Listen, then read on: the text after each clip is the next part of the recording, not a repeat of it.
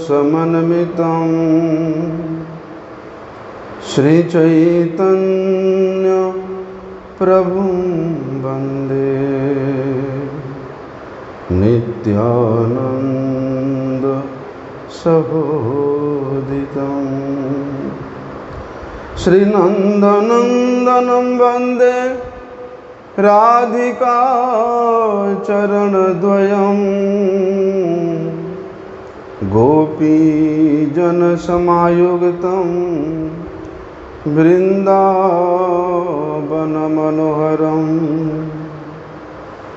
गुरवे गौरचन्द्राय राधिकाय तदालये कृष्णाय कृष्णभक्ताय तद्भक्ताय नमो नमः। वाञ्छाकल्पतरुभ्यश्च कृपासिन्धुभ्यैव च पतितानं पावनेभ्यो वैष्णवेभ्यो नमो नमः। पतितपावन परम करुणामय परम आराध्यतम गुरुपाद पद्म नित्यलीला प्रविष्ट ओम विष्णुपाद परमहंस परिव्राजकाचार्य अष्टोत्तर शत श्री श्रीमद् शिल भक्ति वल्लभ तीर्थ गोस्वामी गुरु महाराज जी के श्री अभय चरण कमल में अनंत कोटि साष्टांग दंडवत प्रणाम करते हुए उनकी अहेतु की कृपा प्रार्थना करता हूँ। मेरे परम आराध्यतम शिक्षा गुरुपाद पद्म नित्य लीला प्रविष्टोम विष्णुपाद परमहंस श्री शिल भक्ति विज्ञान भारती गोस्वामी महाराज के चरण कमल में अनंत कोटि साष्टांग दंडवत प्रणाम करते हुए उनकी अहेतु की कृपा प्रार्थना करता हूँ। हम लोग श्रवण कर रहे थे श्रीमन महाप्रभु जी जिस अत्युत्कृष्ट भाव में विभावित है उस भाव को देख करके श्री स्वरूप दामोदर गोस्वामी जी एक गीत गाते हैं।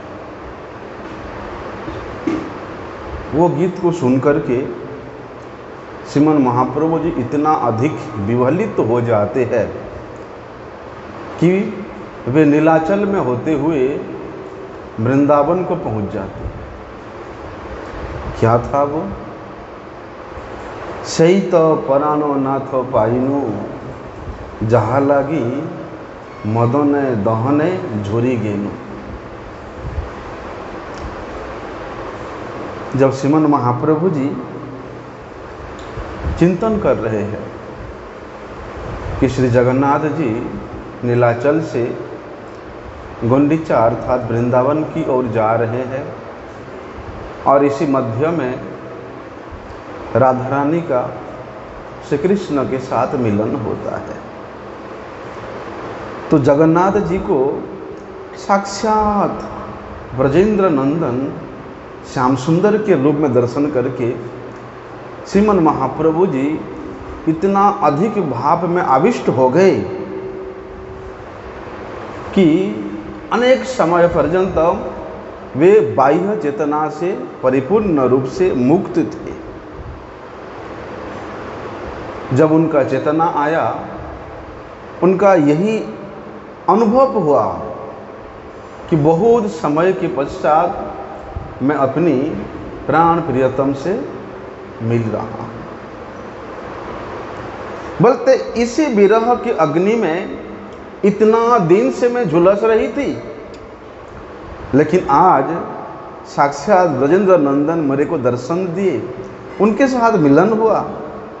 इसी भावों को देख करके स्वरूप दामोदर गोस्वामी जी वहाँ पर कहते हैं कि सही तो परानो नाथ पाइनु, कि आज मैं उसी प्राणनाथ को, उसी प्राण प्रिय प्राण स्वरूप श्री कृष्ण को मैंने पा लिया है, जिनके लिए मैंने विरह रूप अग्नि में इतना दिन से जल रहा था। श्रीमन महाप्रभु जी स्वरूप दामोदर गोस्वामी जी के मुख से जैसे ही इस पद्य को श्रवण करते हैं, उसी समय श्री कृष्ण ब्रज में जितने भी लीलाएं की थी, बोलते उन समस्त लीलाओं को उन्होंने अपने हृदय मंदिर में चित्रण कर दिया। ब्रज के संपूर्ण लीलाएं श्रीमन महाप्रभु जी के हृदय रूपी ग्रंथ में प्रविष्ट हो गया। और कहते हैं श्रीमन महाप्रभु जी का बाह्य स्मृति तो किसी प्रकार से था ही नहीं। तो इसी अवस्था को देख करके स्वरूप दामोदर गोस्वामी जी का जो भाव प्रकट हुआ था, उसी भाव को लेकर के, जो कि स्वरूप दामोदर गोस्वामी जी के कर्चा के नाम के ग्रंथ में वर्णन है, श्रीमन महाप्रभु जी का कौन सा भाव प्रकट हुआ था। तो कृष्णदास कविराज गोस्वामी जी ने उसी कर्चा के आधार पर, यद्यपि श्रीमन महाप्रभु जी के इस अनंत भावों को व्यक्त किया हुआ है, लेकिन वहाँ से उन्होंने किंचित मात्र लेकर के वर्णन किया है। क्यों? क्योंकि राधा रानी का भाव अनंत है, वे महाभाव स्वरूपिणी है, और उनके भावों का वर्णन भला कौन कर सकता है। साक्षात ब्रजेंद्र नंदन श्री कृष्ण भी जिस भाव में प्रवाहित हो जाते हैं, जिस भाव के स्रोत में बह जाते हैं, उनके भावों का वर्णन भला स्वयं भगवान के अलावा कौन कर सकता है। इसलिए श्री कृष्ण के ब्रज लीला में जितने भी लीलाओं का वर्णन हुआ है, बोलते उन सब लीलाओं को यद्यपि श्रवण करना चाहते हो, जानना चाहते हो, या उन भावों को समझने चाहते हो, तो श्रीमद् भागवत का आश्रय लेना ही पड़ेगा। क्योंकि कविराज गोस्वामी जी ने ग्रंथ के विस्तार के भय से ये विशाल, इस अनंत भावों का उन्होंने अति संक्षेप रूप में वर्णन किया है। क्योंकि जब तक श्रीमद् भागवत का आश्रय नहीं लेंगे, तब तक ये रथ यात्रा का क्या इतिहास है, इस रथ यात्रा का क्या निगूढ़ अर्थ है, वो समझ में नहीं आएगा। रथ यात्रा का निगूढ़ अर्थ, मर्मार्थ श्रीमद् भागवत के 10वें स्कंद से ही जुड़ा हुआ है। क्या होता है? भगवान श्री कृष्ण 11 वर्ष तक इस व्रज में रहते हैं। उसके उपरांत वे वृंदावन को छोड़ करके मथुरा चले जाते हैं। मथुरा जाने के बाद कुछ समय पश्चात क्या होता है, जरासंध के द्वारा बार बार मथुरा नगरी को आक्रमण किया जाता है, और भगवान मथुरा वासियों के, यादवों के लिए रक्षा के लिए उन्होंने रातों रात विश्वकर्मा के द्वारा द्वारिका नगरी का स्थापना करके उनके द्वारा उस नवनिर्मित द्वारिका में सबको स्थानांतरित कर दिया। अभी क्या होता है, भगवान श्री कृष्ण वृंदावन से मथुरा चली जाने से जितने भी ब्रजवासी है, समस्त ब्रजवासी प्रायशः विरह के सागर में डूब गए। यशोदा मैया, नंद बाबा, जितने भी वात्सल्य भाव युक्त गोपियाँ हैं, माधुर्य भाव युक्त गोपियाँ हैं, सख्य भाव युक्त गोपियाँ भी है। श्री कृष्ण के सखा, श्री कृष्ण के प्राण वल्लभा गोपियाँ श्री कृष्ण का स्मरण करते करते वे दिन रात रोते हैं, अश्रु विसर्जन करते हैं। कहाँ तक बताएं, इस व्रज के गौएं, बछड़े, पशु पक्षी, कीट पतंग सब के सब उदास हो गए, सब के सब निर्जीव मात्र हो गए, प्राणहीन जैसे हो गए। वृंदावन के वृक्ष लताएं वृंदावन के नदी सरोवर, वृंदावन के ये जितने भी पहाड़ है, पर्वत है, वे सब श्री कृष्ण के विरह में डूब गए। ये केवल अवस्था इस वृंदावन वासियों का नहीं है।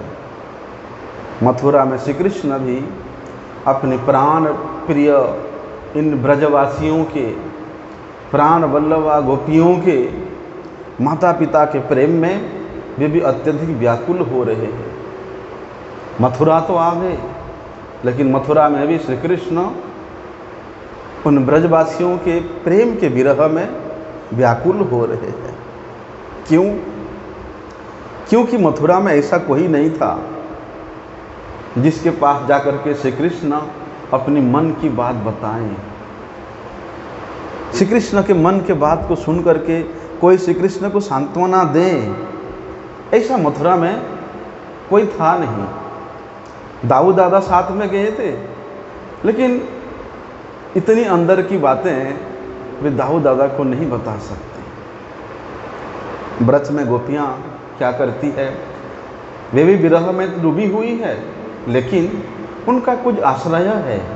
एक गोपियाँ दूसरे गोपियाँ से मिलती है, एक दूसरे के विरह व्यथा को सुनती है, अपने आपस में बतला करके वे लोग कुछ विरह का ताप को शांत करते हैं। इस प्रकार वे दुख को आपस में बांट लेती है। वहाँ ललिता जी राधा जी से कहती है, सखी तुम इतनी अधीर क्यों होती हो? देखो श्री कृष्ण जब बोल के गए हैं कि वे वापिस आएंगे तो वे आएंगे, वैसे आशा रख करके क्यों अपना जीवन को ना जिए। इस प्रकार वे आपस में सांत्वना देती है, दुख को बांट लेती है, एक साथ मिल करके रो लेती है। किंतु मथुरा में श्री कृष्ण के साथ कोई नहीं था श्री कृष्ण के साथ जिनके साथ वे बैठ के थोड़ा देर रो ले, उन गोपियों के भावों को वे बोल सके, ऐसा कोई नहीं था।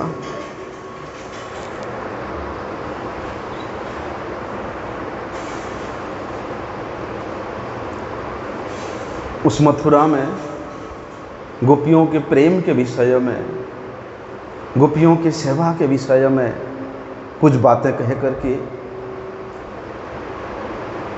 श्री कृष्ण भी अपने विरह दुख को बांट लें, ऐसा व्यवस्था वहाँ पर नहीं था। इसीलिए श्री कृष्ण विचार करते हैं कि मैं किसको बताऊं, ऐसा पात्र कौन है जिसके सामने मैं मेरे प्राण वल्लभा गोपियों की गाथा को मैं गान करूं, कौन है ऐसा? अचानक श्री कृष्ण के मन में आता है उद्धव जी, लेकिन उद्धव जी भी उसको सुनने लायक नहीं है। उद्धव जी का भी अधिकार नहीं है कि ब्रज के गोपियों के साथ मेरा जो प्रेम संबंध है उद्धव जी के सम्मुख में वर्णन नहीं कर सकता, नहीं बता सकता। इसलिए उद्धव जी को उस पात्रता प्रदान करने के लिए, योग्यता प्रदान करने के लिए उद्धव जी को ब्रज में भेजने का विचार किया। क्यों? क्योंकि एक तो उद्धव जी भगवान के सखा थे और दूसरा उनके मंत्री भी थे। कम से कम उद्धव जी ब्रज में जाकर के गोपियों को ना समझा सके, लेकिन मेरे माता पिता को, मेरे बंधुओं को, मेरे सखाओं को तो वे कुछ सांत्वना दे सकते हैं। क्योंकि गोपियों को सांत्वना दे ऐसा योग्यता उद्धव में अभी नहीं है। लेकिन वृंदावन में जाकर के गोपियों की कृपा से प्रेम का कुछ महत्व अगर उद्धव समझ ले, तब जाके उद्धव के साथ मैं कुछ बातों का बता सकता हूँ, कुछ दुख व्यक्त कर सकता हूँ मेरे मन की। इस प्रकार उद्धव जब वृंदावन में जा करके वृंदावन के जो प्रेम है उस गोपियों के पाठशाला में प्रेम का पाठ पढ़ कर जब मथुरा लौट आएगा, तब मैं उसके साथ बैठ करके अपने हृदय के बात को कह करके अपने विरह के ताप को मैं कुछ शांत कर दूंगा। जब श्री कृष्ण इस प्रकार अकेले बैठे बैठे विचार कर रहे थे, तो हठात उद्धव जी उनके समीप आते हैं। उद्धव जी को देख करके श्री कृष्ण की मानो आनंद की सागर की लहर में उनका मन दौड़ आता है। झट करके उठ करके उद्धव को खींच करके अपने पास बिठाते हैं। उद्धव के हाथ को पकड़ करके उनके ऊपर हाथ रख करके ऐसे ऐसे सहलाते हैं और कहते हैं, उद्धव ब्रज में जाओ, तुम ब्रज में जाओ, वहाँ मेरे माता पिता हैं, सभी ब्रजवासी हैं, वे मेरे वियोग में तड़प रहे हैं। तुम जा करके उनको कुछ सांत्वना दो। परंतु विरह का जहाँ पर चरम सीमा है, वे गोपियों के पास तुम अवश्य जाना, अवश्य जाना। नहीं कहे भगवान कि गोपियों को जाकर के सांत्वना देना,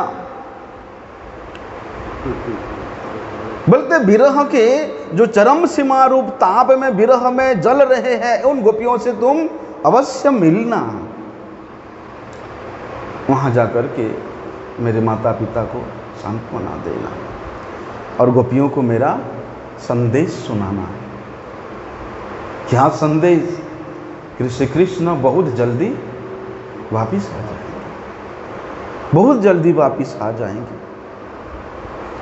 उद्धव, तुम तो बृहस्पति के शिष्य हो, इसलिए तुम अपने शब्दों के द्वारा माता पिता को तो सांत्वना दे सकते हो, परंतु गोपियों का सांत्वना देने के लिए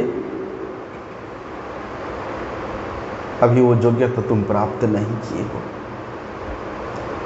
और तुम्हारे सांत्वना से कोसों दूर अतीत है गोपियों का समझना, गोपियों के भावों को समझना, उनसे तुम कोसों दूर अतीत हो। तुम्हारे सांत्वना के प्रभाव से गोपियां भी अतीत है, नहीं समझा सकते हो उनको।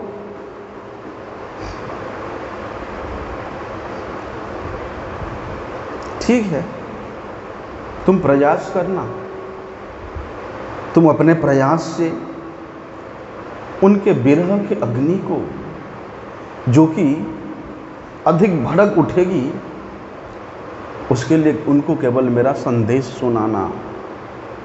मेरा संदेश सुन करके हो सकता है कि उनका कुछ ना कुछ विरह का ताप कम होगा। फिर श्री कृष्ण आएंगे, श्याम सुंदर आएंगे।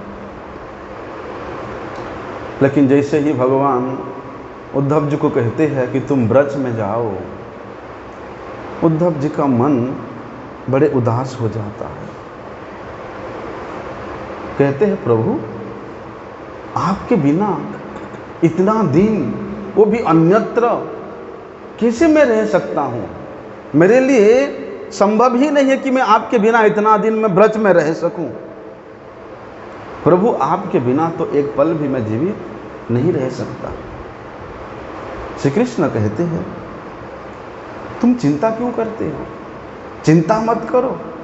अरे मैं थोड़े ही यहाँ मथुरा में हूँ, मैं तो पूर्ण रूप से ब्रज में हूँ। केवल मेरे हृदय का एक अंश मात्र इस मथुरा में रह रहा है। जब तुम ब्रज में जाओगे तो देखोगे कि मैं संपूर्ण रूप से ब्रज में ही व्याप्त हूँ। ब्रज के कोने कोने में, ब्रज के वन वन में, ब्रज के रास्ते रास्ते में मुझे देखोगे। यहाँ तो केवल मुझे तुम आंशिक रूप में देख रहे हो, मैं आंशिक रूप में यहाँ रह रहा हूँ। ऐसे समझा बुझा करके श्री कृष्ण उद्धव जी को तैयार करते हैं ब्रज में जाने के लिए। और रथ मंगवाया। कंस का जो सोने का रथ था, अब तो कंस का सुहा हो चुका है, इसलिए कंस के जो सोने का रथ था उसको मंगवाया। श्री कृष्ण ने स्वयं अपनी माला उद्धव जी को पहनाया आभूषण प्रदान किया, क्योंकि उद्धव जी देखने में श्री कृष्ण जैसे ही थे। श्री कृष्ण जैसे सांवला रंग था, श्री कृष्ण जैसे उनके देह की अवस्था था, भाषा की शैली श्री कृष्ण के समान ही थी, और गुण से भी वे श्री कृष्ण के से कोई कम नहीं थे। श्री कृष्ण जैसे ही उनका गुण था। अभी श्री कृष्ण का संदेश लेकर के उद्धव जी ब्रज की ओर चल पड़ते हैं। जब वे ब्रज में पहुंचे तब तो सायंकाल हो गया था।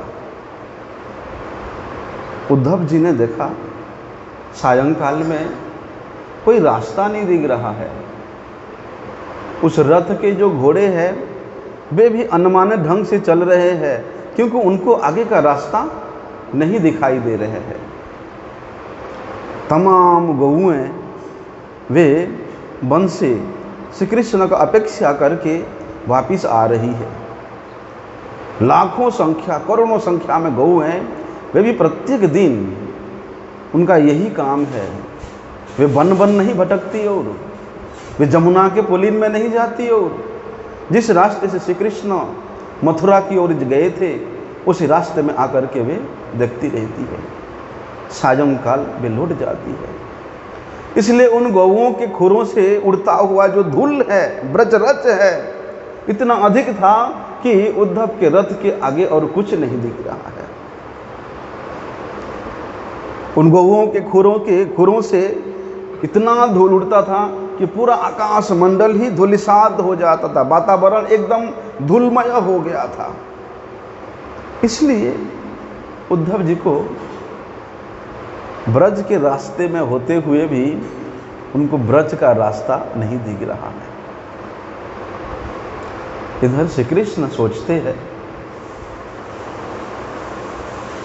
उद्धव ब्रज में तो जा रहा है, उद्धव ब्रज में तो जा रहा है, लेकिन उद्धव यही सोच रहा है कि श्री कृष्ण को मैं मथुरा में छोड़ के आया हूं। वे तो मथुरा में है और मैं अकेले ही ब्रज में जा रहा हूं। श्री कृष्ण सोचते हैं, लेकिन मैं जब ब्रज में था तब सभी ब्रजवासी मेरे प्रेम में विभोर हो रहते थे, मेरे प्रेम में आप्लावित रहते थे। क्या गौएं, बछड़े, सखा, माता पिता, सभी गोपियां सभी बड़े आनंदित रहते थे। मेरे प्रेम के कारण सभी तन्मय रहते थे, और ब्रज में एक अपूर्व उल्लास की स्थिति था, एक अपूर्व आनंद की स्थिति था। लेकिन वही स्थिति, वही उल्लासमय ब्रज अगर मैं उद्धव को नहीं दिखलाऊंगा तो ये ब्रज क्या है, ये ब्रजवासी कैसा है, इसके समझ में नहीं आएगा। जैसे ही श्री कृष्ण इच्छा मात्र प्रकट किया, क्योंकि भगवान अघटन घटन पटियसी है, भगवान की जो योग माया है वो सब कुछ करने में समर्थ है। तो वे अघटन घटन पटियसी योग माया ने एक लीला की, और वही लीला जो लीला श्री कृष्ण ब्रज में रहते हुए करते थे, उद्धव जी की आंखों के सामने ऐसा एक अद्भुत दृश्य प्रकट हुआ ब्रज में प्रवेश करते हुए। उद्धव जी क्या देखते हैं ब्रज में प्रवेश करते हुए? बोलते अत्यंत सुंदर एक सफेद और काले रंग के असंख्य बछड़े इधर उधर दौड़ रहे हैं, और सभी सखा उन बछड़ों के नाम पुकार पुकार करके अपने पास बुला रहे हैं। गायें, गौएं वो रास्ते में चल रही है, लेकिन गौओं के जो थन है दूध में इतना भरा हुआ है कि मानो उनके थन भी पृथ्वी को छू रहा है, और उन थनों से दूध चुचवा रहा है। मानो इस प्रकार व्यक्त कर रही है वे गोपियां, आगे चले गईयां पीछे नंद लाला। तो सभी गौएं अपने दूत से उस ब्रज के रास्ते को, ब्रज के दुल को शांत करते हुए चल रही है कि पीछे आ रहे हमारे कन्हैया का आंखों में धूल ना जाए, किसी प्रकार के कोई कष्ट ना हो। इसी भाव से उन गौओं के थनों से दूत झरझरीद होकर के जा रहा है। और श्री कृष्ण की जो वात्सल्यमयी माताएं हैं, वे श्री कृष्ण की अपेक्षा में अपने घर के द्वार पे खड़ी हुई है।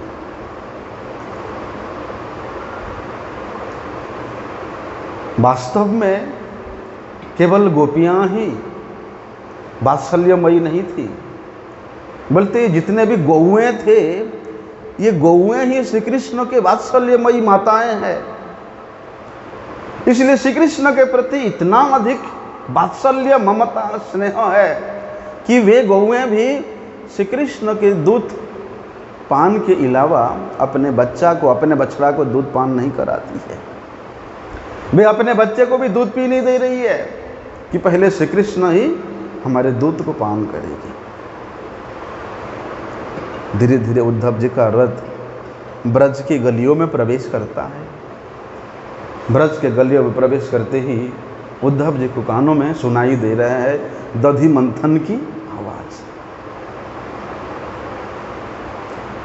दधि मंथन करते करते वे गोपियां श्री कृष्ण लीला की गान कर रही है।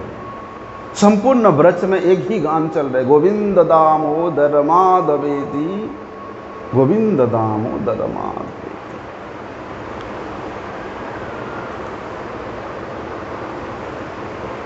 दधि मंथन कर रही है तो उनके हाथों की चूड़ियां बच रही है और मटकी से चलती हुई जो मथनी की ध्वनि है वो भी निकल रही है। वो मथनी की ध्वनि कैसा होता है, दिखता दिखता दिखता है, मानो वे मथनी की ध्वनि इस प्रकार कह रही है, अरे जो श्री कृष्ण का भजन नहीं करते उसके जीवन तो व्यर्थ है, उसके जीवन को धिक्कार है। इसलिए भजो भजो गोविंद दामोदर माधवेति। उद्धव जी आगे जाकर के देखते हैं एक अपूर्व सुगंध आ रही है। कैसा सुगंध? बोलते हैं जब श्री कृष्ण वन से गौओं को चराते हुए ब्रज में प्रवेश करती है तो सभी गोपियां अपने द्वार पे घी का दीप जला करके खड़ी रहती है और वो घी से जलता हुआ दीप में जो सुगंध आ रहा है वो संपूर्ण ब्रज मंडल के वायु को अत्यंत पवित्र तो किया है, सुगंधित कर दिया है। और घी के प्रदीप से निकला हुआ जो सुगंध है वो आँखों को भी इतना सुहाने लगता है क्योंकि वो धीमे धीमे प्रकाश होता है। तेल का जला हुआ प्रदीप देखना एकदम भग करके जलता है और उसमें काला रंग निकलता है, लेकिन प्योर गाय के घी से जला हुआ जो प्रदीप है वो इतना स्मूथ जलता है, धीमा धीमा प्रकाश निकलता है उसमें से। साजों के वक्त है, श्री कृष्ण जब इस वृंदावन में थे तो सायं के वक्त जितने भी पुष्प लताएं हैं वे अपने पुष्पों को खिलाती है और वो खिलते हुए पुष्प वायु के स्पर्श होकर के इतना अधिक सुगंधित होती है। उस सुगंध को लेने के लिए सायंकाल में भी भंवर आकर के मंडराते रहते हैं और भंवरों के जो मंडराने का जो ध्वनि है, हाँ, वो तो कामदेव के शंख जैसा ही है। उस मधुर ध्वनि मानो ऐसा प्रतीत होता है कि आज संपूर्ण ब्रज उस ध्वनि में विभोर होकर के, मतवाला होकर के नृत्य कर रहा है। और तो और जो वन के पक्षियां हैं, कोयल है, मोर है, जितने भी पक्षियां हैं वे भी श्री कृष्ण को ब्रज में छोड़ने के लिए आते हैं वन से। और वे सब पक्षियाँ, कोई गाना है तो गा रही है, कोई पक्षी नृत्य कर रही है। इस प्रकार उस ब्रज के दृश्य उद्धव जी के सामने प्रकट हुआ। और उधर से सखा लोग श्री कृष्ण को बुला रहे हैं, अरे कन्हैया, अरे कन्हैया कहाँ हो भैया, देख देख हमारे घर के द्वार आ गया है, लेकिन हम अपने घर के द्वार पे, घर में नहीं जा करके हम तुम्हारे घर के द्वार पे जा रहे हैं। ऐसा आवाज लगा रहे हैं और बड़े उछल कूद करके वे नंद बाबा के महल की ओर प्रवेश कर रहे हैं। इस प्रकार श्री कृष्ण ने इच्छा किया और उद्धव जी के सामने उस ब्रज, श्री कृष्ण के उस लीला मुखरित ब्रज का एक झलक प्राप्त, दर्शन करने को प्राप्त किया। और उसको दर्शन करके उद्धव सोचते हैं कि आज तो मेरा जीवन कृतार्थ हो गया। आज विश्वास हुआ कि श्री कृष्ण इस ब्रज को चिंतन करते करते, स्मरण करते करते क्यों इतना व्यथित होते हैं, क्यों इतना क्रंदन करते हैं, आज समझ आया। और मुझे यही भी पता चला कि वास्तव में श्री कृष्ण तो मथुरा में एक अंश रूप में है, आंशिक रूप में है, लेकिन ब्रज के इस वैभव से, इस माधुर्यतामय वैभव से यहाँ भगवान परिपूर्ण रूप से विराजमान है। ऐसा सोचते सोचते उद्धव जी का रथ आकर के नंद महल में, नंद महाराज के घर के सामने खड़ा कर दिया।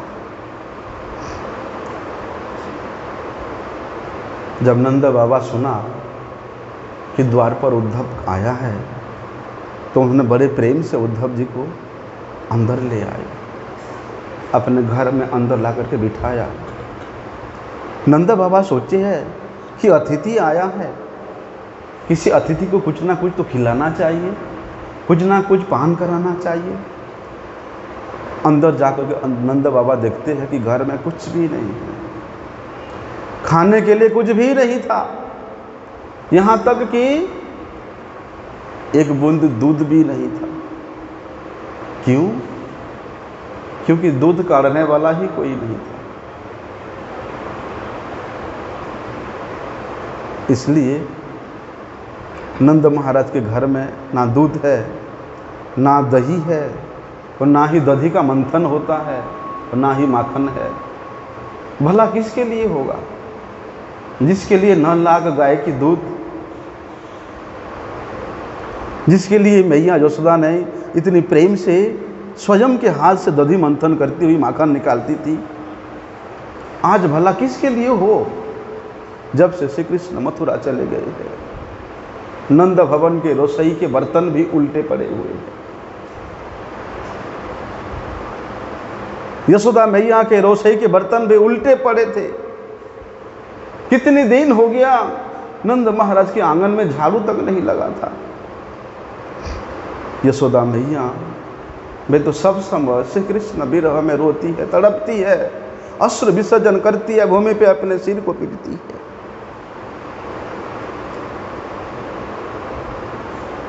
यशोदा मैया कैसे बनाती?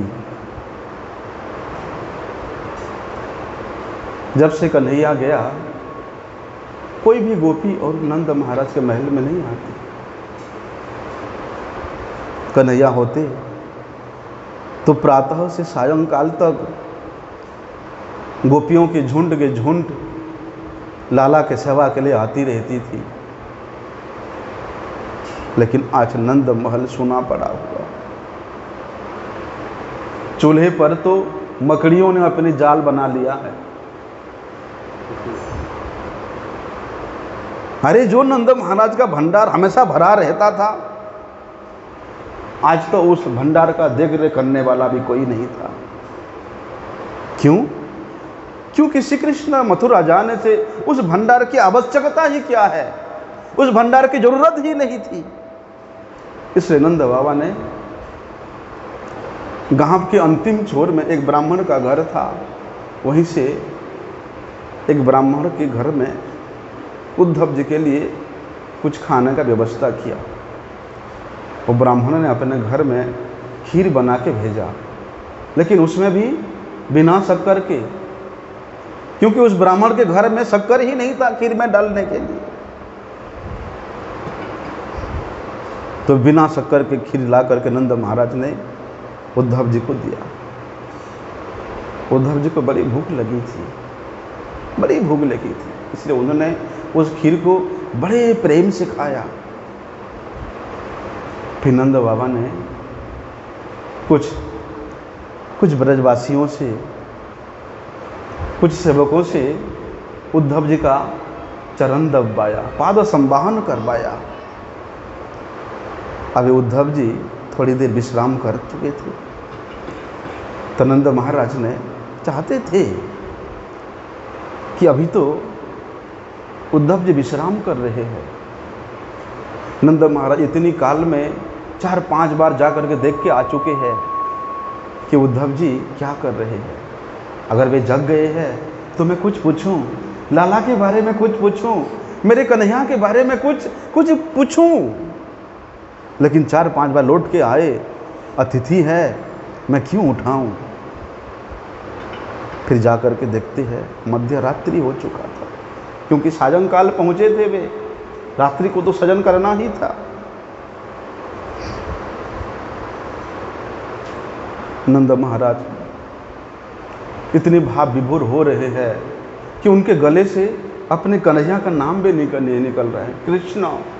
ये शब्द उच्चारण करें, वो भी नंद बाबा के गले रुद्ध हो जा रहा है, उनका गला भरे आ जा रहा है। आंखों से आंसुओं की झड़ी मानो ऐसे बह रही है, मानो उस झड़ी से संपूर्ण ब्रज ही बह जाएगा। नंद महाराज कुछ धैर्य धारण करते हैं, उद्धव जी के पास जाकर के बैठते हैं, कहते हैं, प्यारे उद्धव। नहीं पूछा उन्होंने कृष्ण के बारे में, कृष्ण के बारे में पूछने को इच्छा करने पर भी उनका गला रुद्ध हो जा रहा है, कैसे पूछें। इसलिए कहते हैं, उद्धव जी मेरे सखा वसुदेव वो कैसे है वो बड़े सौभाग्यशाली है, वे कुशलता से है या कैसे है। कंस तो अपने पापों के कारण मारा जा चुका है, इसलिए यदुवंशी कंस के भय से दूसरे राज्यों में जाकर के छिपे थे, अब तो वे निर्भय है। क्या वे मथुरा में लौट के आ गए। लेकिन कृष्ण के बारे में कुछ पूछें, बाबा का गला रुद्ध होते जा रहा है। अपि स्मरति नः कृष्णो मातरम सहृदम सखीन गोपान ब्रजम चात्मनाथम गाव वृंदावनम गिरिम। नंद बाबा अपने आप को धैर्य धारण कराने के पश्चात बड़े कठिनाई से पूछते हैं,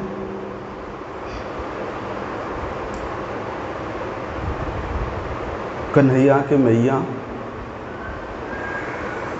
उसके विरह में रो रो करके अंधी हो गई है। मैया की अवस्था मेरे से देखी नहीं जाती। क्या कृष्ण कभी अपनी माँ यशोदा को स्मरण करता है? कभी स्मरण करता है माँ यशोदा को? कृष्ण की मैया उसको कितना लाड करती थी, कितना प्यार करती थी। क्या कृष्ण कभी उसको याद करता है? कृष्ण के मैया कृष्ण के बिना एक पल भी नहीं रह पाती थी, एक पल भी जीना उसके लिए दुभर हो जाती थी। ऐसे मैया को कृष्ण कभी स्मरण करता है? अरे यशोदा की जो सखियां हैं, वे सभी सखियां कृष्ण को अपने पुत्र मानती थी। वे सखियां अपने पुत्रों से भी कृष्ण को बढ़ करके प्रेम करती थी। जब कृष्ण गोचारण से लौटता था तो वे गोपियां ही पहली श्री कृष्ण की आरती उतारती थी। उसके बाद अपने पुत्रों को देखती थी, उसके बाद अपने पुत्रों को पूछती थी, सबसे पहले कृष्ण को। वे यशोदा की सखियां कृष्ण को अपने घर में बुला बुला करके खिलाती थी। प्रेम करती थी। ऐसे नहीं कि कृष्ण चुपचाप रहता था, कृष्ण भी उनके साथ ऐसे व्यवहार करता था। क्या कृष्ण ऐसे से हृदयों को, ऐसे ब्रजवासियों को स्मरण करता है? क्या कभी कृष्ण उन सखाओं को स्मरण करता है जिनके साथ वे कभी जमुना के तट पर, कभी गोवर्धन में, कभी ब्रज में, कभी राधा कुंड में वे सर्वत्र खेलता था, कूदता था, अनेक लीला करता था? और जो कृष्ण को एक क्षण भी नहीं देखने से नहीं रह पाते थे, एक क्षण कृष्ण विरह में तड़पती थी, उन श्री कृष्ण के परम प्रेयसी गोपीगण श्री राधिका, ललिता, विशाखा, क्या उनका कभी भी स्मरण करता है? कभी उन गोपियों को भी याद करता है? बोलती है ये गोपियां, ये सखियां बचपन से ही श्री कृष्ण से अपने प्राणों से भी अधिक प्रेम करती थी। अरे उद्धव, इन ब्रजवासियों की तो बात क्या कहूं, यहाँ की गौएं भी कृष्ण को अपने बछड़ों से कहीं अधिक प्रेम करती थी। कृष्ण को देखे बिना वे गौएं भी दूध नहीं देती थी, अपने बछड़े को पास आने नहीं देती थी, और बछड़े भी श्री कृष्ण को गोष्ठालय को आते हुए जब तक नहीं देखते थे, वे कभी भी अपने माता के दूध पान नहीं करते थे, प्रतीक्षा करते रहते थे। और श्री कृष्ण आते ही श्री कृष्ण को अपने कोमल कोमल कानों से रगड़ रगड़ करके ले जाते थे। मेरे मैया के पास चल, मुझे भूख लगी है लाला, मेरे मैया के पास चल, पहले तू दूध पी, उसके बाद तेरा प्रसाद मैं लूँ। इस ब्रज के वृक्ष, लता, पर्वत, नदियाँ, झरने, पशु पक्षी, कीट पतंग सभी श्री कृष्ण से इतना अत्यधिक प्रेम करते थे कि आज श्री कृष्ण के विरह में सब सुना है, क्षुब्ध है। ऐसे ब्रज को, ऐसे वृंदावन को क्या कभी वे कृष्ण स्मरण करता है? उद्धव, क्या कन्हैया, मेरे लाला, क्या एक बार इस ब्रज में वापिस आएगा, लौट के आएगा? नंद बाबा की गला भर जाता है। आगे कुछ बोलना चाहते थे लेकिन बोल नहीं पाते थे। उद्धव जी नंद बाबा के हाथ को पकड़े कहते हैं, बाबा आप रोइए मत, कृष्ण ने ब्रज में वापिस आने का प्रतिज्ञा किया है, इसलिए भी अवश्य अवश्य और अवश्य ब्रज में वापिस आएगा, आप रोइए मत। नंद बाबा श्री कृष्ण को स्मरण करते हुए कहते हैं, उद्धव, मेरा लाला, मेरा कृष्ण में कितना सुंदर है, तिल के फूल जैसा उसका नासिका है, तिल के फूल जैसा उसका नासिका है। और जब मेरे लाला ऐसे तिरछी चितवन से देखता है तो संपूर्ण ब्रज उसके उस दृष्टि से मोहित हो जाता है, क्योंकि उसके उस चितवन इतना सुंदर है, इतना निराला है कि उसका वर्णन कोई नहीं कर सकता है ना उद्धव? मेरे लाला की कपोल कितना सुंदर है। जब मेरे लाला मुस्कुराता है तब उसके कपोलों में बीच में गड्ढा हो जाता है। जब ये गड्ढा हो जाता है तो उसका सौंदर्य इतना अधिक निखरता है, इतना अधिक बढ़ता है, तो क्या वर्णन करूं। उसके एक मुस्कान पे तो इस अनंत विश्व ब्रह्मांड मोहित है। उसके एक मुस्कान से मानो सारा विश्व उसके चरणों में ही अपना सब कुछ न्योछावर कर देता है। इस प्रकार नंद बाबा श्री कृष्ण को स्मरण करते करते व्याकुल हो जाते हैं, रोने लगते हैं, उनके कंठ रुद्ध हो जाता है।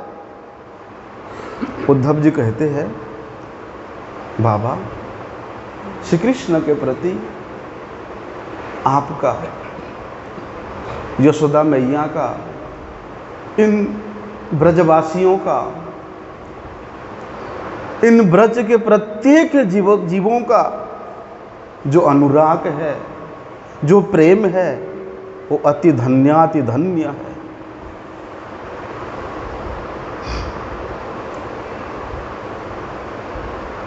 उद्धव जी कहते हैं, मैंने मथुरा में श्री कृष्ण के प्रति अनेक लोगों को श्री कृष्ण से अनुराग करते हुए देखा है। मथुरा में भी ऐसे बहुत से स्त्रियां हैं, बहुत से सखा हैं, बहुत से भक्त हैं, उनका भी श्री कृष्ण के प्रति अनुराग है। लेकिन आपके जैसा, इन ब्रजवासियों जैसा अनुराग मैं कहीं नहीं देखा। आप चिंता मत करें बाबा, कृष्ण प्रतिज्ञा किया है, आऊँगा बोल के, जो वे प्रतिज्ञा भंग नहीं करता वो आएगा, वो अवश्य लौट करके आएगा, इसमें किसी प्रकार का कोई संदेह नहीं है। हो सकता है कुछ मजबूरियां हो, कुछ कारणवश उसके वापिस आने में लेट हो रहा है, विलंब हो रहा है, लेकिन वे अवश्य आएगा, ब्रज में अवश्य लौट आएगा। नंद बाबा यद्यपि उद्धव जी के उस सांत्वना को सुन करके अपनी प्रेम की विकलता को पुनः प्रकाशित करते हुए कहते हैं, हाँ उद्धव, श्री कृष्ण हम सब का रक्षक है, संपूर्ण ब्रज का रक्षक है। जब जब ब्रज में विपत्तियां आई, कृष्ण हमारी रक्षा की है। एक बार तो कृष्ण सखाओं के साथ बछड़ों को चराने के लिए गया था, लेकिन सभी बछड़े, सभी सखाएं, संपूर्ण ब्रज दावाग्नि में इस प्रकार से गिर गया मानो किसी का बचने का कोई आशा ही नहीं था। इसलिए श्री कृष्ण ने उस दावाग्नि को पान करके संपूर्ण ब्रज का रक्षा किया।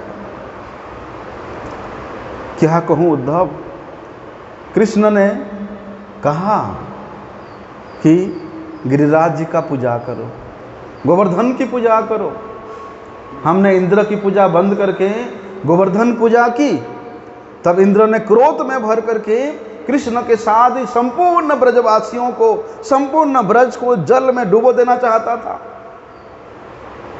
और प्रलयकालीन जो विकराल मेघ है, उनको बुला करके इस ब्रज में मुसलधारा में भी वर्षा करने का आदेश दिया। 7 दिन तक, 7 रात तक लगातार हाथी के सूंड के माफी वर्षा की धारा प्रवाहित होने लगा। तब कृष्ण ने खेल ही खेल में गिरिराज गोवर्धन को छत्रक मापी उठा करके सभी गोप को, गोपियों को, गांवों को, बछड़ों को, संपूर्ण ब्रज की ब्रजवासियों को उन्होंने उसके नीचे बुला करके 7 दिन तक, 7 रात तक वे गोवर्धन को धारण करके रखा, उठा के रखा, सभी की रक्षा किया। अरे इतना राक्षस, कभी विश्वासुर बैल का रूप लेकर के आ रहा है, कभी कैसी अश्व का रूप लेकर के आ रहा है, कभी अघासुर, कभी बकासुर, कितने सारे राक्षस इन ब्रजवासियों को काल बन करके आए। लेकिन उन सब दैत्यों को, उन ब्रजवासियों की रक्षा करने के लिए उन दैत्यों की भी वध किया, हमारा रक्षा किया। और जब अब हम उन कृष्ण के विरह में इन ब्रजवासी जन डूबते जा रहे हैं, यदि इस समय कृष्ण इस विरह रूपी समुद्र से हमको नहीं उबारा, हमारा रक्षा नहीं किया, तो समस्त ब्रज विरह के सागर में डूब करके समाप्त हो जाएगा, प्राण त्याग देगा। इस प्रकार नंद बाबा श्री कृष्ण की सुंदरता, श्री कृष्ण की मधुरता, श्री कृष्ण की मधुर मुस्कान, श्री कृष्ण की मीठी बोली, उसकी मधुर गमन की भंगी, उसकी वीरता, उसकी प्रतिभा, इस सब का स्मरण करते करते नंद बाबा प्रेम में विभोर हो गए। उनके सभी इंद्रियां शिथिल हो गई और वे मूर्छित होकर के धड़ाम करके गिर पड़े। उद्धव जी सोचते हैं, ओहो यशोदा मैया, नंद बाबा, इनका श्री कृष्ण के प्रति कैसा अद्भुत प्रेम है। ये नहीं जानते हैं कि श्री कृष्ण वे परम ब्रह्म है, ये स्वयं भगवान है। और ये भोले भाले नंद बाबा जसोदा मैया उस पर ब्रह्म स्वरूप श्री कृष्ण को अपना पुत्र मान करके मोहित हो रहे हैं। मैं कैसे समझाऊं इनको, मैं इनको कैसे सांत्वना दूं? नंद बाबा धीरे से, जो उद्धव जी धीरे से नंद बाबा को नीचे से उठाते हैं। अपने उत्तरीय से उद्धव जी नंद बाबा को थोड़ा थोड़ा हवा करते हैं। नंद बाबा की चेतना आती है। नंद बाबा कहते हैं, उद्धव क्या करूं मैं, इस घर के अंदर रहूं तो श्री कृष्ण का चिंतन, कहीं जाऊं श्री कृष्ण का चिंतन, इसलिए प्रयास करता हूं कि श्री कृष्ण को भूलने के लिए मैं घर से प्रत्येक दिन बहुत दूर चला जाता हूं। लेकिन क्या करूं, जहां भी जाऊं वहीं पर श्री कृष्ण के नन्हे नन्हे कोमल कोमल कोमल चरणों के चिन्ह मेरी आंखों में दिखाई देती है। जमुना के तट पर जाऊं तो वे कन्हैया खेला करता रहता है। इस ब्रज के लता पता वृक्ष के पास जाऊं तो वहीं से श्री कृष्ण के उस बंसी की ध्वनि सुनाई देता है। गिरिराज जी की कंदरा में किसी कुंज में, जहां वही कुंज ऐसा नहीं था जहां से कृष्ण नहीं खेलता था, ब्रज में प्रायशः कोना कोना सभी जगह प्रत्येक स्थान में उसकी लीला की स्फूर्ति होती है। और उद्धव जहां जाऊं उसके खेलने का, उसके हंसने का, उसके बोलने का वे छवि मेरे हृदय पटल में उद्भासित हो जाता है, स्मरण में आ जाता है। इस प्रकार श्री कृष्ण का चिंतन करते करते नंद बाबा प्रेम में बार बार पुनः पुनः विह्वल हो रहा है, मौन होते जा रहे हैं।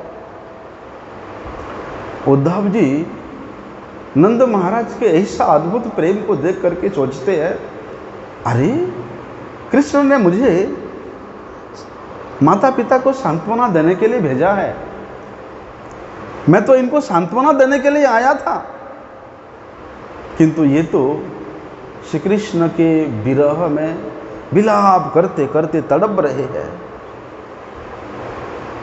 संसार में वास्तव में वही सौभाग्यवान है जो श्री कृष्ण का चिंतन करता है, श्री कृष्ण का मनन करता है, श्री कृष्ण स्मरण करते करते जिसके नेत्र में अश्रु प्रवाहित होती है। वास्तव में वही भक्ति, भाव भक्ति के लक्षण से युक्त भक्त ही श्रेष्ठ है। और नंद बाबा तो यही कर रहे हैं, वे श्री कृष्ण का चिंतन करते करते रो रहे हैं। फिर भी जब कृष्ण ने मुझे इस उद्देश्य लेकर के भेजा है कि बाबा और मैया को सांत्वना देना, इसलिए मुझे इनको कुछ ना कुछ सांत्वना देना चाहिए। यदि कोई व्यक्ति रो रहा है तो उसको तभी सांत्वना दिया जाता है ना जो सामने वाला भी रोए।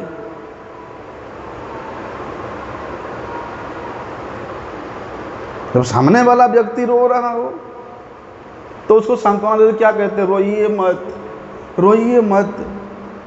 लेकिन उद्धव जी सोचते हैं मेरे लिए तो विडंबना है, अरे मैं इनके जैसा प्रेमिक तो नहीं हूं, इनके जैसा श्री कृष्ण के लिए मेरे हृदय में विरह तो नहीं है, इनके जैसा श्री कृष्ण के लिए मेरे अश्रुओं में अश्रुपात तो नहीं हो रहा है। इसलिए मैं इनको कैसे कहूं कि आप श्री कृष्ण के लिए मत रोइए। अगर मैं ऐसा कहूंगा तो शास्त्र के अनुसार ये विडंबना हो जाएगा, शास्त्र के अनुसार ये पापमर्ज कार्य होगा। अरे वे श्री कृष्ण चिंतन में, श्री कृष्ण विरह में रो रहे हैं, तो उनको मैं कैसे बंद करूं? इधर से बोल रहा हूं श्री कृष्ण चिंतन में, स्मरण में रोना ही बड़े सौभाग्यशाली जीव को प्राप्त होता है, और मैं उनको उसी रोना धोना से बंद करने के लिए प्रयास करूं, ये मैं कैसे कर सकता हूं? किसी को अगर सांत्वना देनी होती है तो हमारे भाव, उनके भाव के या हमारे भाव के कुछ ना कुछ अंश आमने सामने होना चाहिए। लेकिन मेरे में तो ऐसा विरह का भाव है ही नहीं, तो मैं कैसे समझाऊं? मेरे आंखों में तो इस प्रकार का आंसू प्रवाहित तो हो नहीं रहा, आंसू हो नहीं रहा है, तो मैं कैसे समझाऊं? नंद बाबा ऐसा तीव्र विरह में डूबे हुए हैं, उनके सामने मैं स्वयं रोए बिना रह भी नहीं सकता हूं। लेकिन मैं कितना बड़ा दुर्भागा हूं, मैं कितना बड़ा अभागा हूं, क्योंकि मेरे में इन ब्रजवासियों जैसा, इन गोप गोपियों जैसा श्री कृष्ण के प्रति प्रेम नहीं है, जिसके कारण मुझे भी रोना नहीं आ रहा, मुझे भी विलाप करना नहीं आ रहा है। ये संसार में मनुष्य का जन्म लेना तभी साफल्य मंडित होता है जब कृष्ण कृष्ण हा कृष्ण करके विरह में वो क्रंदन करता है। जिस समय उसके हृदय से कृष्ण नाम लेते हुए क्रंदन आएगा, वास्तव में उसका जीवन सफल है। यदि मैं नंद बाबा से कहूं कि बाबा आप रोइए, आप खूब रोइए बाबा, आप खूब रोइए, श्री कृष्ण चिंतन में आप विभोल हो जाइए, भाव विभोर हो जाइए, लेकिन कृष्ण ने मुझे आदेश दिया है सांत्वना देने के लिए, तो मैं इनको रोने के लिए भी नहीं कह सकता हूं, यहाँ रोना बंद करने के लिए भी नहीं कह सकता। मैं क्या करूं?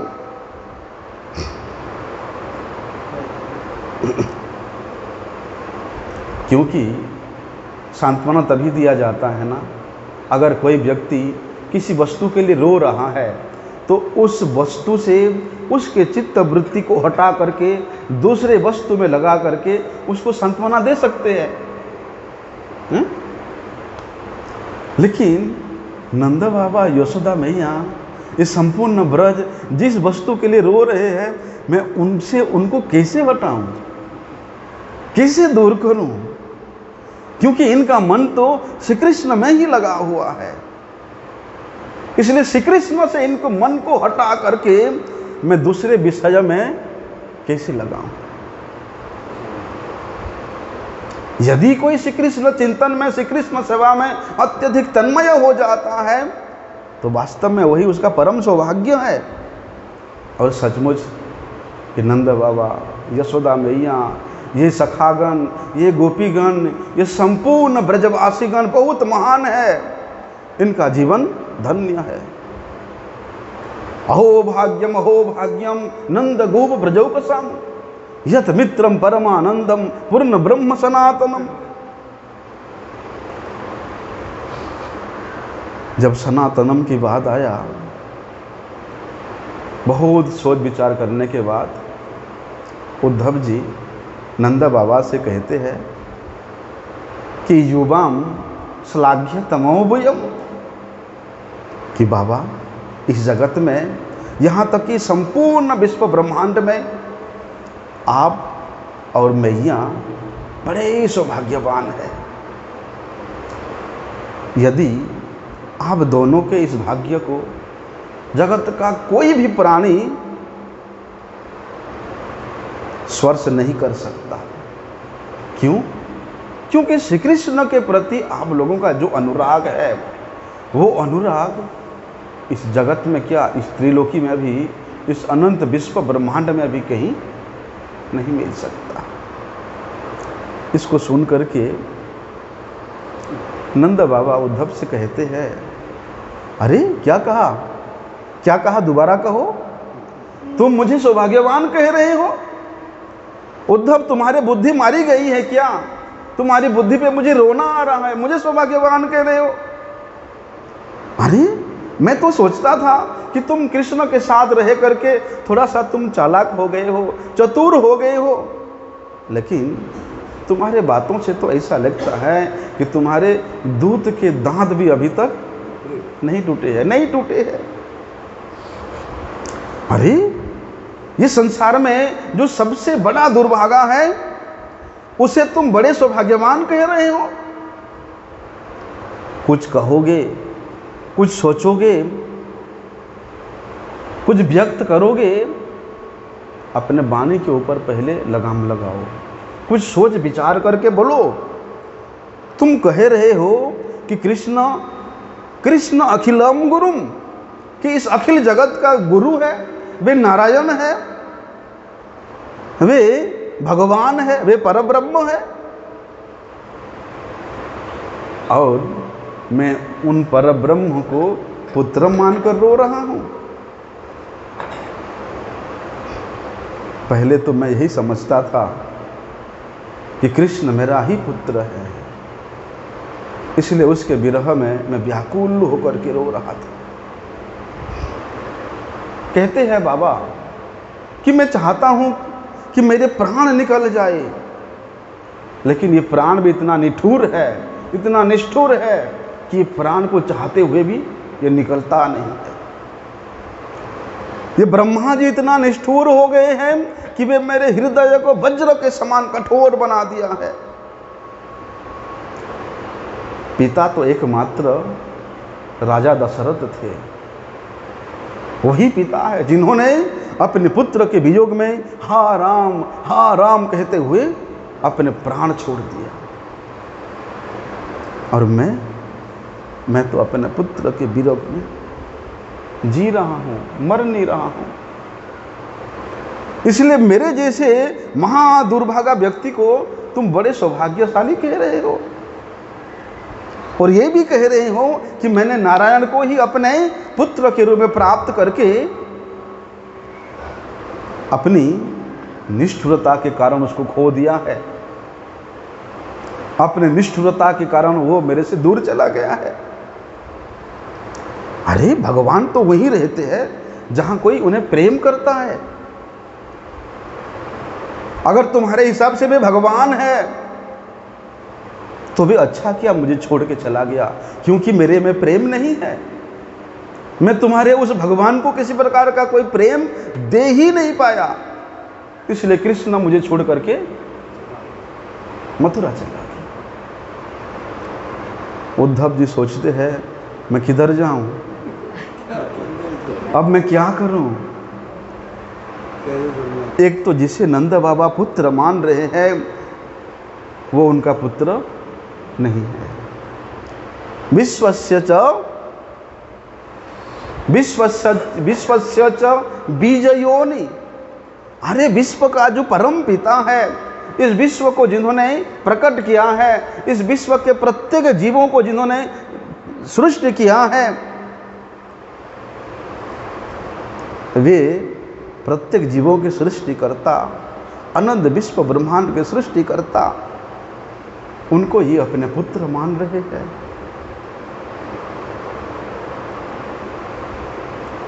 राम और मुकुंद सर्वत्र बलिया बोलते, और बलराम और श्री कृष्ण जिनको ये नंद बाबा जसोदा मैया पुत्र मान करके तड़प तड़प करके रो रहे हैं, वे तो सर्वत्र व्याप्त है। इसलिए तो उनको क्या कहा गया है, विश्व योनि कहा गया है।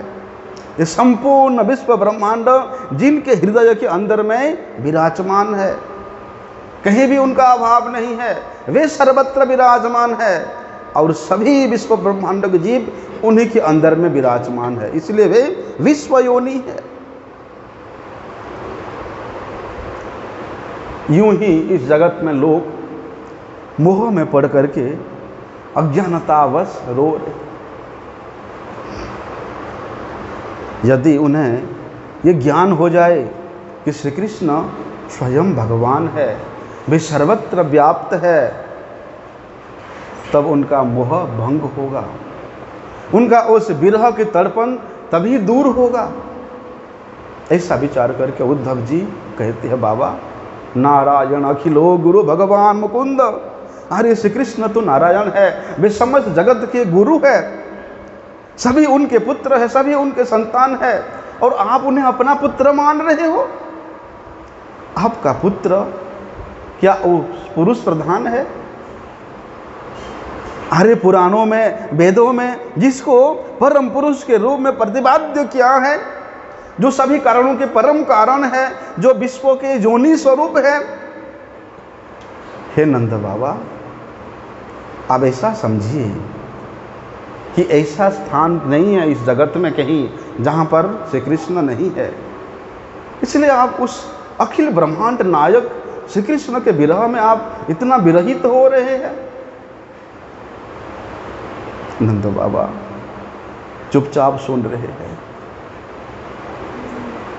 उद्धव की बातों पे उनको रोना आ रहा है,